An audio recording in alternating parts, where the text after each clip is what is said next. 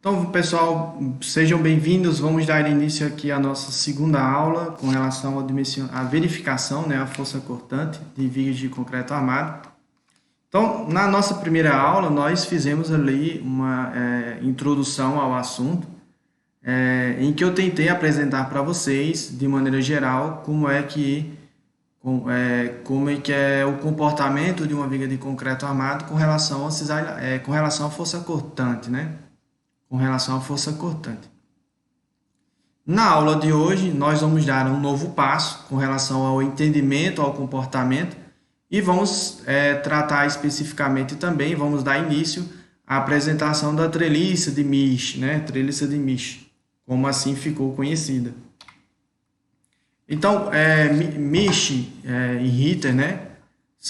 Foram dois pesquisadores que lá no início do século passado eles propuseram, eles fizeram vários ensaios de viga de seção T, seção transversal T, e aí eles ensaiaram a flexão a essas vigas de maneira que elas viessem a ter ruptura por força cortante, né, ruína por força cortante.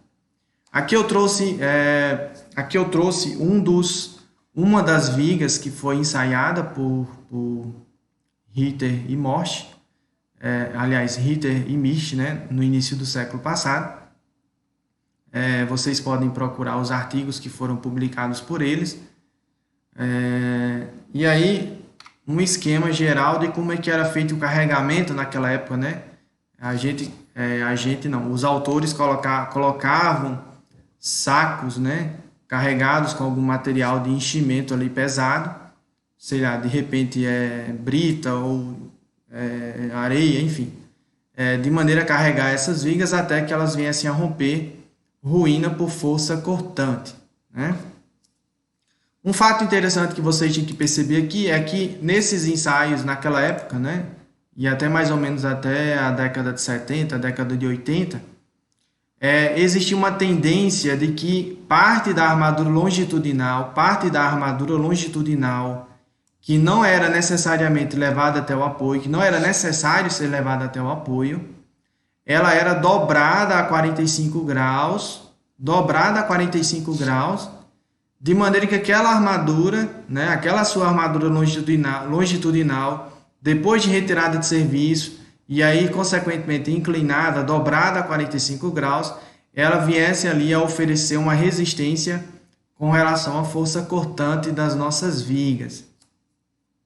Então, aqui vocês podem perceber a intensa fissuração diagonal que essa viga aqui sofreu, né, do artigo de Ritter e Misch. E aí, por causa dessa intensa fissuração diagonal, nós temos aqui uma barra cruzando essas fissuras e, consequentemente, travando essas fissuras entre si, né? Travando essas fissuras entre si.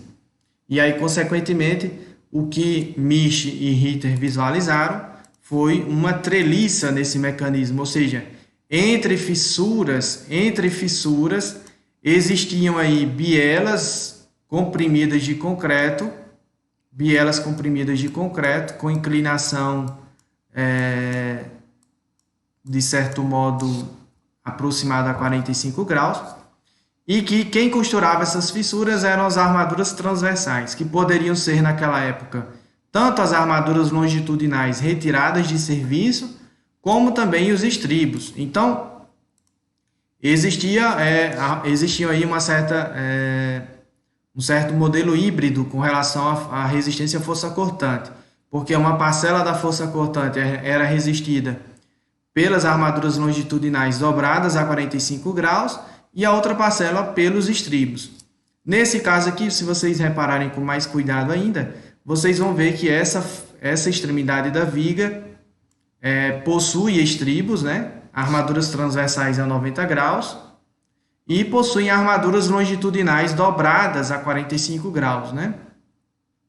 Então, essa extremidade aqui, que foi armada dessa maneira, se vocês olharem atentamente, vocês vão ver que ela não apresentou o mesmo nível de fissuração visível, né? Quanto comparado ao lado esquerdo da viga, né?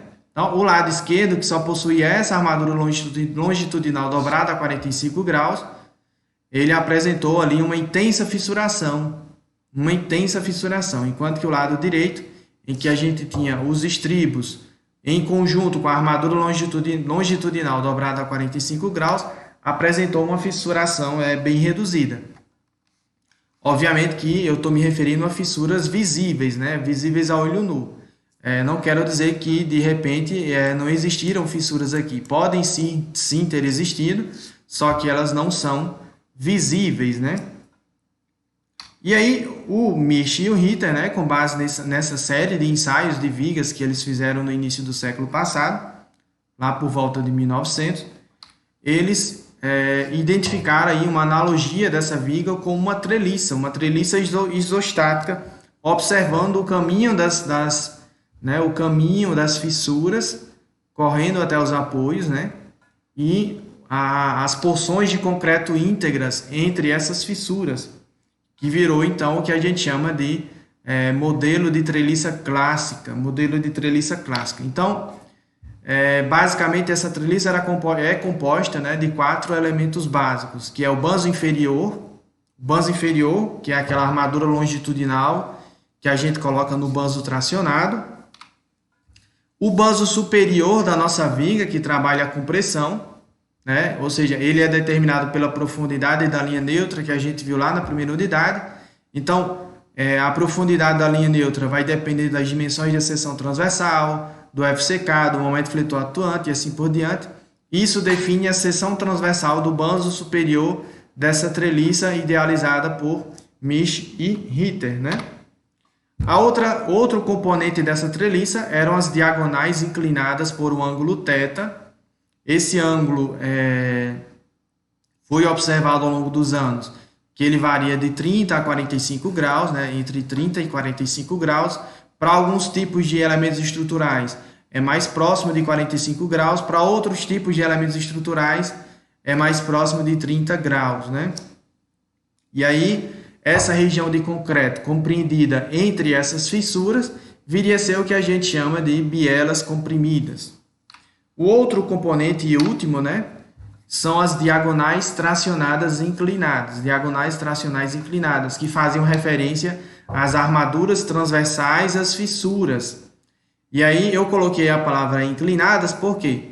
Porque você pode ter, fazendo esse papel de armadura transversal, tanto os estribos verticais, como também estribos inclinados. Como vocês podem também, no caso do ensaio de Ritter e Misch, vocês podem ter também as armaduras longitudinais inclinadas, né, depois que elas são retiradas de serviço na flexão.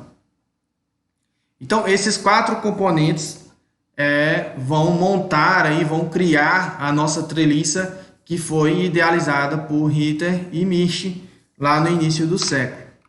Então, eu trouxe aqui um exemplo da nossa viguinha biapoiada com carga distribuída, e aí lá próximo da ruína ela vai apresentar esse modo de fissuração, né? Esse formato de fissuração, com algumas fissuras mais inclinadas e outras menos inclinadas, né? Menos inclinadas.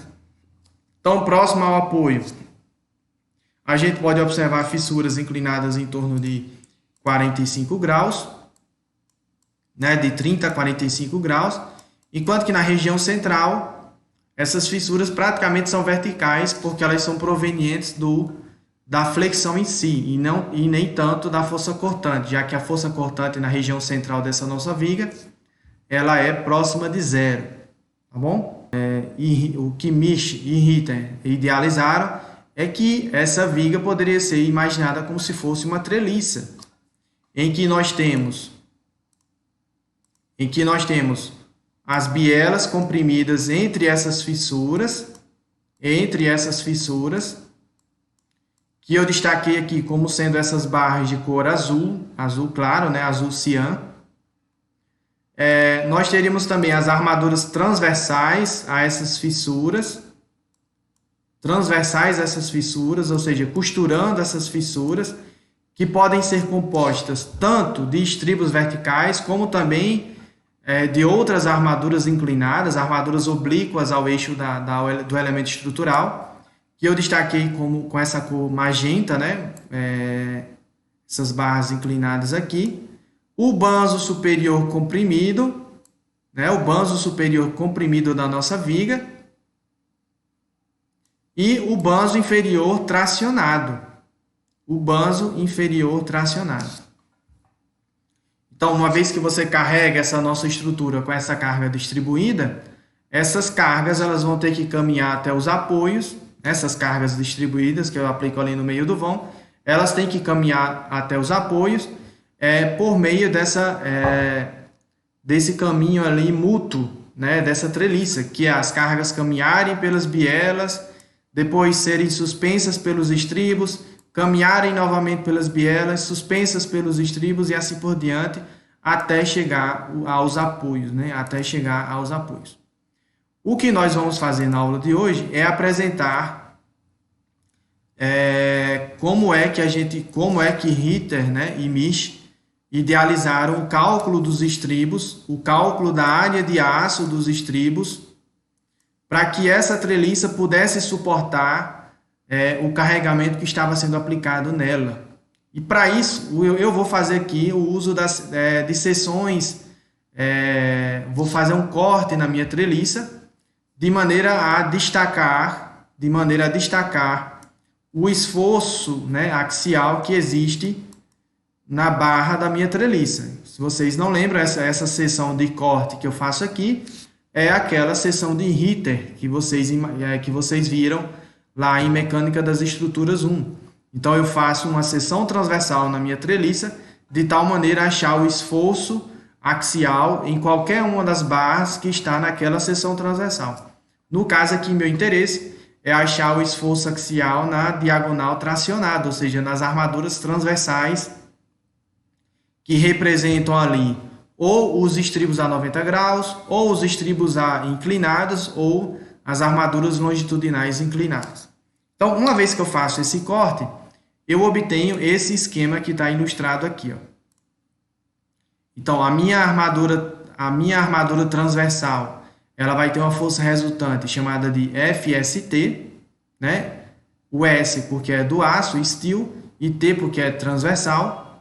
O meu banzo superior comprimido vai ter uma força FC, horizontal, e o meu banzo inferior tracionado vai ter uma força FS. E aí percebam que as minhas bielas têm um ângulo de inclinação θ, e as minhas armaduras transversais têm um ângulo de inclinação genérico alfa. Então, por enquanto, eu estou trabalhando com ângulos de inclinação dessas armaduras transversais, que foi o que foi inicialmente idealizado por Ritter e Misch, né? Ou seja, que essas armaduras transversais poderiam ter uma inclinação qualquer e não simplesmente única, exclusivamente o ângulo de 90 graus, que é o que a gente tem com o uso de estribos verticais, né? E aí, imaginando aqui que a nossa treliça tenha uma altura constante, que é o nosso braço de alavanca Z, então, por trigonometria, se essa altura dessa treliça é Z e o ângulo de inclinação dessa barra é alfa, então essa distância daqui para cá, ou seja, a projeção horizontal do meu montante, aliás, da minha diagonal tracionada, é Z vezes cotangente de alfa. E a projeção horizontal da minha biela comprimida é Z vezes cotangente de θ, né? Lembrando que alfa é a inclinação da diagonal tracionada e θ é a inclinação da biela comprimida. Se eu fizer aqui somatório das forças na direção vertical, né? Somatório das forças na direção vertical desse pedaço aqui da minha treliça, eu consigo encontrar quem é a força de tração na minha armadura, nessa minha armadura transversal tracionada aqui, ó. Então, eu vou ter a componente vertical da minha força na armadura, vai ser FST vezes seno de alfa, então, se esse ângulo aqui é alfa, então, alterno interno, esse ângulo aqui é alfa. E aí, portanto, a componente vertical dessa força no meu estribo aí nessa minha armadura transversal é FST vezes seno de alfa, né? Esse valor aqui, ó. FST vezes seno de alfa para baixo, mais, aliás, aqui deveria ter um sinal de menos, né? Vocês me perdoem.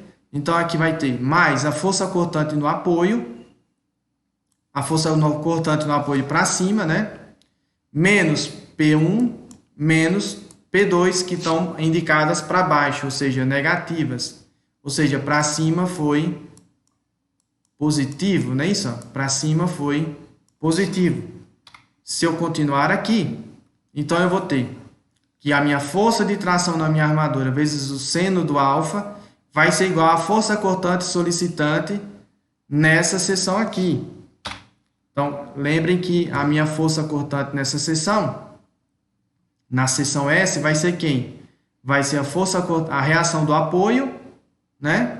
Menos P1, menos P2, como está indicado aqui. Passou para o lado direito da equação, então vocês vão ter que a força de tração na sua armadura transversal vezes o seno de alfa é igual à força cortante na seção que corta aquela armadura, né? Na seção que corta aquela armadura transversal. Agora vamos fazer o cálculo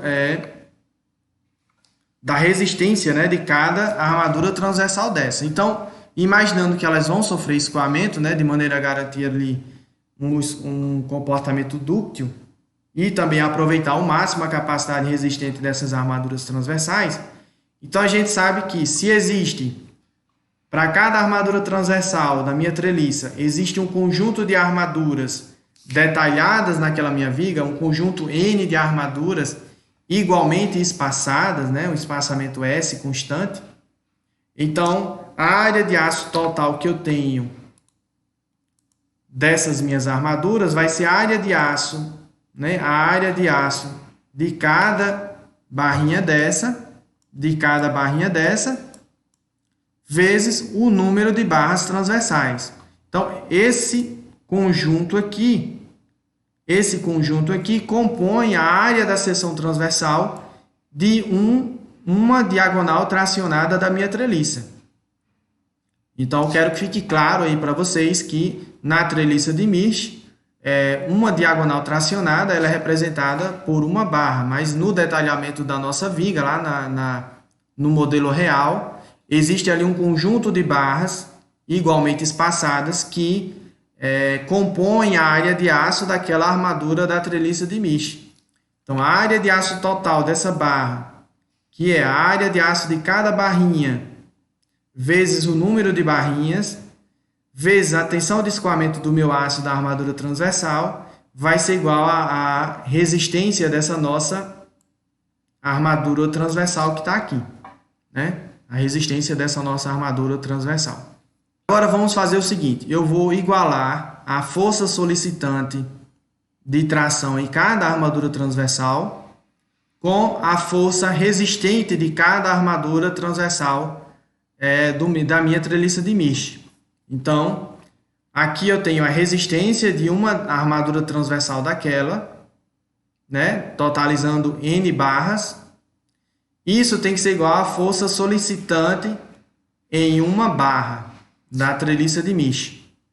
E aí, portanto, eu consigo encontrar quem é a área de aço que eu preciso em cada barrinha espaçada de uma distância S por meio da força cortante naquela determinada seção, o número de barras que compõem a seção transversal de uma armadura transversal da treliça de Misch, vezes a tensão de escoamento, vezes o ângulo de inclinação das armaduras transversais.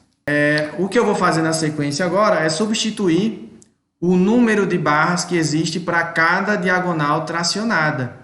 Então, nós vimos que a projeção horizontal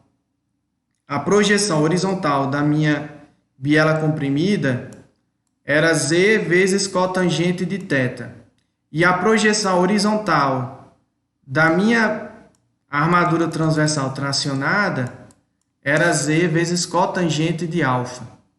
Então, o número de barras transversais que a gente vai ter de um nó ao outro da nossa treliça, né, de um nó ao outro, ou seja, o número de barras representativas, o número de barras transversais representativas dessa armadura aqui tracionada vai ser igual a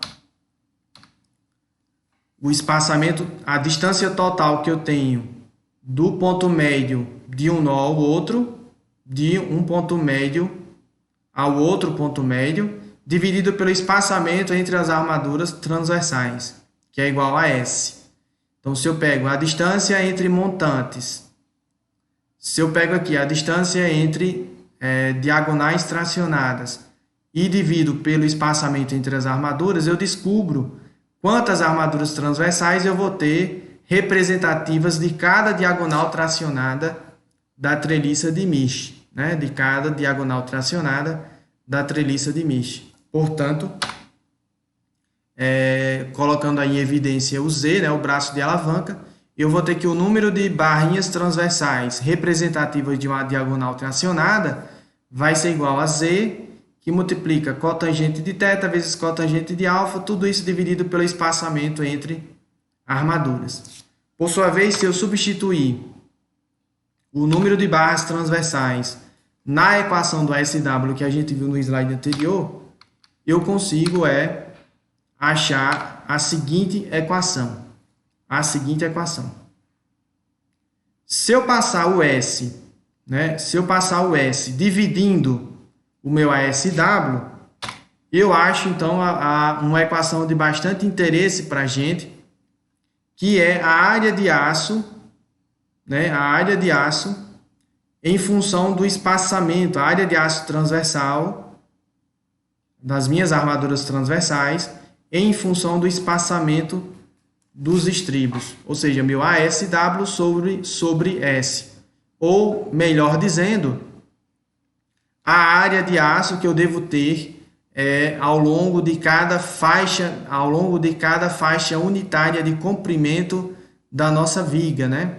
Tá bom? Então esse ASW sobre S seria, eu poderia colocar ele em centímetros quadrados por metro, por exemplo, centímetros quadrados por metro. E aí achar a área de aço de estribos que eu preciso para cada metro, né, de comprimento da nossa viga. Essa vai ser uma equação de bastante interesse para a gente, porque é basicamente essa equação que está descrita na NBR 6118, né? Na NBR 6118. E aí vocês percebam que essa equação está em função do ângulo de inclinação das bielas e do ângulo de inclinação das armaduras transversais. E aí, como vocês viram nas imagens anteriores, o ângulo de inclinação da biela depende da interação que vai existir entre momento fletor e força cortante e de outros fatores também. E o alfa, que é o ângulo de inclinação da armadura transversal, vai depender do tipo de armadura transversal que você está utilizando. Em se tratando de estribos convencionais ortogonais ao eixo da sua viga, então esse alfa vale 90 graus e, portanto, cotangente de alfa vale 0. E aí, fazendo essas alterações, a gente chega na seguinte equação para o cálculo da armadura transversal na nossa viga, em função da força cortante numa determinada seção e do ângulo de inclinação das bielas, né? Em função do ângulo de inclinação das bielas. Aqui vocês já podem perceber que quanto maior o ângulo de inclinação da biela, né? Quanto maior o θ, maior é a tangente e, consequentemente, menor a cotangente. Ou seja, quanto maior o ângulo de inclinação da biela, menor a cotangente e, consequentemente, maior a área de aço, né? Maior a área de aço. Peço que vocês se aprofundem no conteúdo, busquem a bibliografia básica, né, da nossa disciplina e, o mais importante de tudo, se cuidem.